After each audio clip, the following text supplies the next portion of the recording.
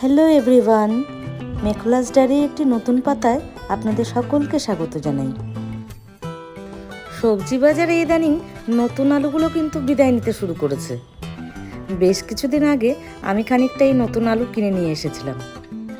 আজ দুপুরের মধ্যাহ্নভোজের মেনুতে তাই বানিয়েছি টক ঝাল এই আলু টমেটোর রসা।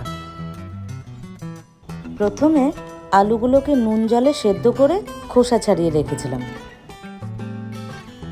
কড়াতে সরষের তেল গরম করে তাতে শুকনো লঙ্কা, তেজপাতা এবং কিছু গোটা গরম মশলা ফোড়নে দিয়েছিলাম। মিক্সার গ্রাইন্ডারে কিছু আদা, কাঁচা লঙ্কা, টমেটো একবারে ভালো করে পেস্ট করে নিয়েছিলাম। ওতে পরিমাণ মতো নুন হলুদও দিয়েছি। মশলার মধ্যে দিয়েছিলাম জিরের গুঁড়ো, ধনে গুঁড়ো, গোলমরিচের গুঁড়ো, সামান্য একটু গরম মশলার গুঁড়ো আর একটু কাশ্মীরি লাল লঙ্কার গুঁড়ো, একটু কালার ভালো হওয়ার জন্য। ভালো করে কষে সামান্য একটু গরম জল দিয়ে একটু ঘি গরম মশলা দিয়ে নামিয়ে নিয়েছিলাম। ঘরে অবশ্য ধনেপাতা ছিল না, দিলে আর একটু ভালো লাগতো। আর পনিরগুলো হঠাৎ কি মনে হলো, ওই কাঁচা পনিরই দিয়ে দিয়েছিলাম কয়েকটা। ব্যাস তৈরি আলু টমেটোর রসা। আজকের এই ভিডিওটি আপনাদের কেমন লেগেছে অবশ্যই জানাবেন। সবাই খুব ভালো থাকবেন, সুস্থ থাকবেন। দেখা হবে আবার একটি নতুন ভিডিওতে।